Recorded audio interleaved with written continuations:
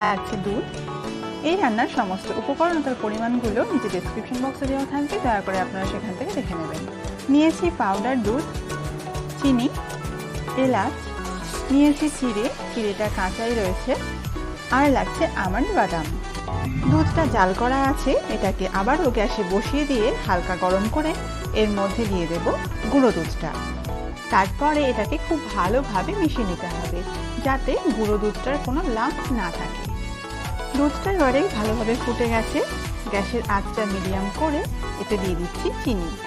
চিনিটা দেওয়া হয়ে গেলে এটাকে আবারও খুব ভালোভাবে মিশিয়ে নিচ্ছি। এটাকে 2 মিনিটের জন্য আবারও ফুটিয়ে নিচ্ছি। এতে এবারে এলাচের দানা দিয়ে এটাকে ভালোভাবে মিশিয়ে নিয়ে গ্যাসটা অফ করে দিচ্ছি। এই দুধটা এখন অনেকটা ঠান্ডা করে নিতে হবে বন্ধুরা। যখন দেখবেন একটা আঙুল ডুবিয়ে রাখতে পারছেন দুধের মধ্যে, ঠিক সেই রকম গরম থাকা অবস্থাতেই এর মধ্যে কাঁচা চিড়েটা মিশিয়ে দিতে হবে। বেশি গরম অবস্থায় যদি এর মধ্যে চিড়েটা মেশানো যায় তাহলে সেটার টেস্ট একটুও ভালো লাগবে না। এখানে আমি আইসক্রিমের মোল্ড নিয়ে নিয়েছি, তবে আপনাদের কাছে এটা না থাকলে এই ধরনের চায়ের কাপ বা ছোট কোনো বাটি ব্যবহার করতে পারেন।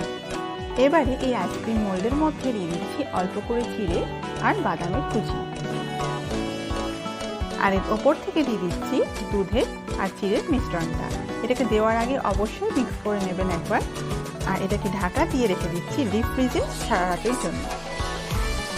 আইসক্রিমটা এখন সেট হয়ে গেছে, এটাকে বের করে নিয়েছি, আর এই মোল্ড থেকে বের করার আগে এটাকে একটা বাটিতে জল নিয়ে তার মধ্যে খানিকক্ষণের জন্য ডুবিয়ে রাখছি।